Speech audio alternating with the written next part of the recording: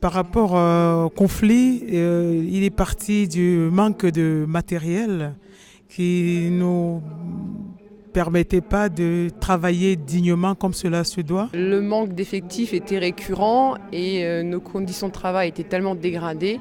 Et le vendredi 20 octobre, nous avons décidé à l'unanimité de débrayer à la base 1 heure. Ce jour-là était organisée une réunion, une rencontre des parents avec la direction.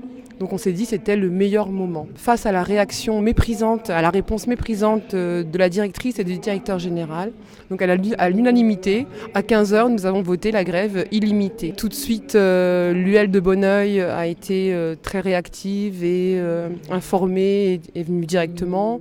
L'appui de l'USD aussi. Et du Parti communiste aussi. Nous avons dû faire face à l'appel des vacataires, parce que l'employeur bien sûr, donc nous les avons empêchés d'entrer. Donc là c'était le vendredi soir, le samedi matin pareil. Il a fait appel à la police. Face à notre détermination est intervenue aussi l'ARS qui pour le coup a dû évacuer, en tout cas aider à évacuer les résidents. Nous avons aussi le soutien quasi total des parents qui ont été même présents, piquets de grève, qui ont organisé aussi le ravitaillement. Donc l'employeur avait l'air plutôt assez zen, malgré que son établissement était fermé. Et le lundi matin, il y a un autre établissement à Alfortville, nous sommes à Bonneuil, donc une masse, pareil, s'est mis en grève par surprise à 7h du matin. Et là, il a l'accord du préfet pour réquisitionner. On croyait au départ que c'était une blague, parce que il y avait des collègues qui nous disaient tiens, il y a la police qui est passée à la maison et tout.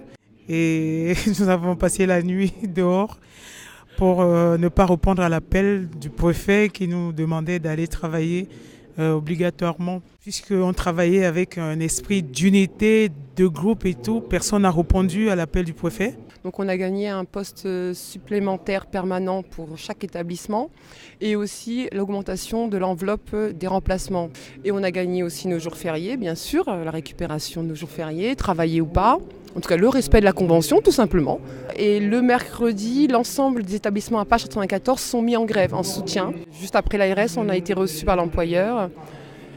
Et c'était déjà une autre victoire aussi, c'est qu'il était KO, quoi. Et ça fait du bien aussi. Pour l'ensemble des salariés à Apache 114, nous avons obtenu le paiement des heures de grève. Le regard des collègues, des salariés a tellement changé. On est plus confiants. Aujourd'hui, on nous respecte. Ce jour-là, nous, on a fait 8 syndicalisations.